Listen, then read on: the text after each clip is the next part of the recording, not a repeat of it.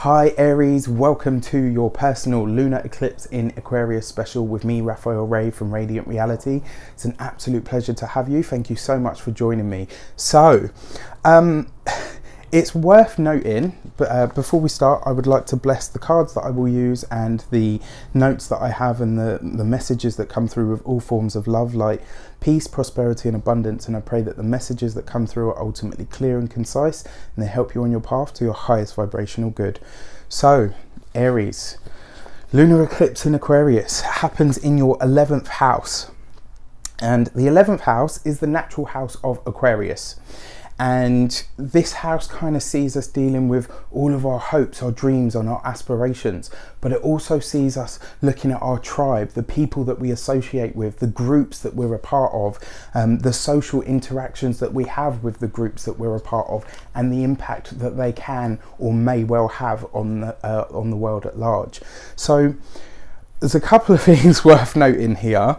You've got the lunar eclipse taking place. Now the lunar eclipse is going to bring you a culminating energy. It's going to bring, in stark contrast to the solar eclipse, the lunar eclipse brings an ending. It brings, it gives you the chance to wrap things up, to close things off, and to effectively clear the decks in order to bring something new or allow yourself fertile ground to plant on whatever the seeds that may be for the next era. Now, because it is a culminating energy, and it's also conjunct Mars, this little red guy here. I have to put something in to represent. Mars is going retrograde at the moment. Now Mars is your ruler, Aries, and your ruler and your sign are all about forward progression. It's about the unstoppable power of spring. It's about the energy that we use to assert ourselves in the world. It's about the energy that we use to get things done. It's the energy, the passion, the drive, the force to enable us to do the things that we want to do. It's about where I want to be, what is next. Now, when Mars goes retrograde, as it is at the moment in the sign of Aquarius, and it doesn't like to go retrograde, let's be honest. The interesting thing about that is that energy then, as projectile and as forceful and as assertive as it is, it has to go somewhere. It sort of tends to internalize itself. This could have seen you biting your tongue, and certainly will do over the next 10 days and the run up to, and sort of on the eclipse itself and the day after, well, about the 3 days after. This could, already see you sort of biting your tongue and saying, right, okay, I know I shouldn't say that, or I know I shouldn't sort of express myself in that kind of a way.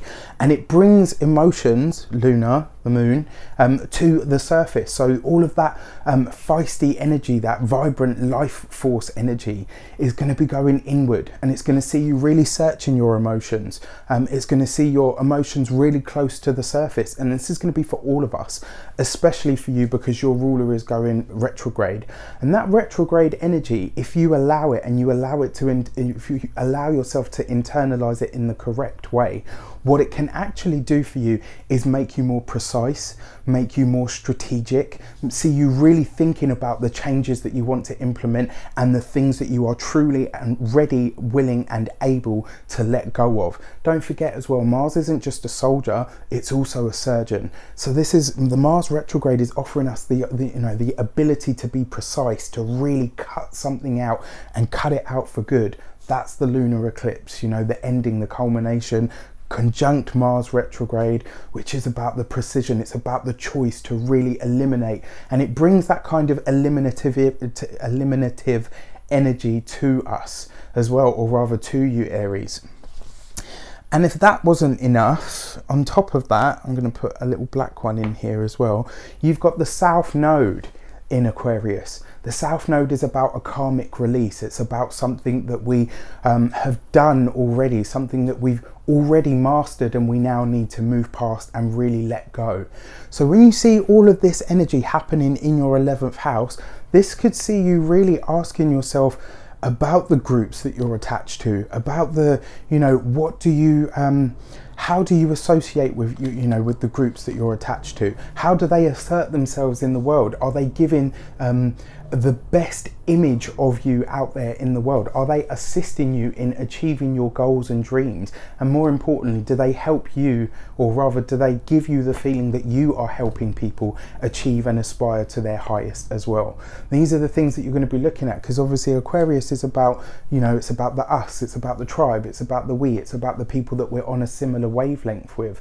You may well, given the evolution that's been happening, find now that actually you don't have much in common. You know, you could find yourself looking around at certain groups and associations and saying to yourself, actually, I don't feel like I'm a part of this anymore. I don't feel like this represents me, and I don't feel like I can, you know, truly assert myself and who I am and what I'm about in this group. It's not helping me, it's not serving me in any way, shape or form. You know, and it could see you really making a decision to let some of that go. Now, also worth noting that you have Uranus over here in your second house. You know, and with the link of what's happening with that, it could ask you, what do you value in friendship? What type of values do you have around friendship?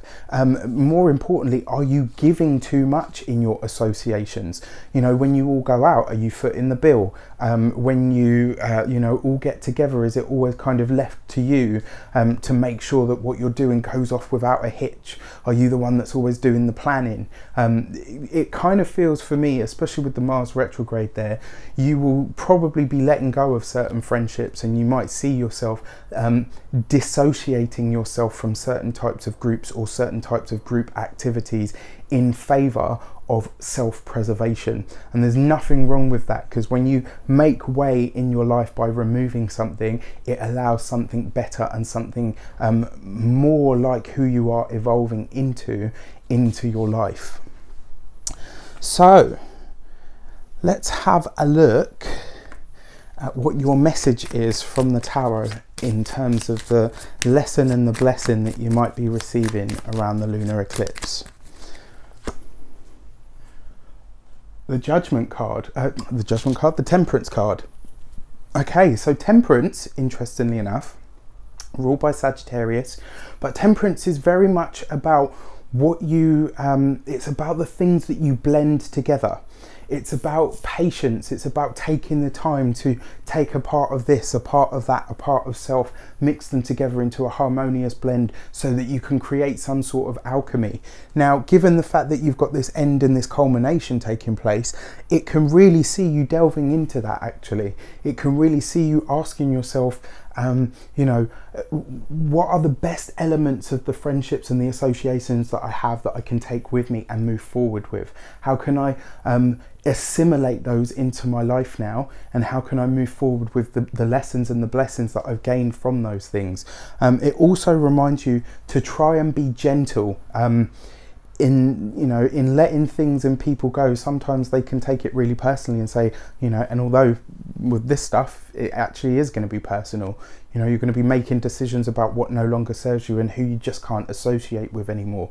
Be kind about the way that you do that, you know, especially because, like I said, you know, around the lunar eclipse, everybody's emotions are going to be heightened. Everybody's emotions are going to be close to the surface. So you need to let people know that it's about your personal evolution and your own self-preservation. It's not necessarily about any kind of or form of attack. So I wish you an abundance of love, light, peace, prosperity and abundance itself. Have a great eclipse. I wish you all the best. Be kind to others in your associations. Be kind to yourself. Be self-reverent and self-honouring. And also just remember that, you know, all of us collectively will be going through this in some way, shape or form. If you haven't already, don't forget to like, share and subscribe to the channel. I would be eternally grateful for it. If you want to book a reading with me, you can check out some of the links and stuff below. And also, if you haven't subscribed, please do so. And for those of you that are already continued subscribers, thank you so much for all of your continued support. It means the absolute world. I will be going live on the 20th of July, the midpoint between the first two eclipses, where I'll be taking sort of questions and stuff. And yeah, that's about it. Take care, and I'll see you very soon for more videos.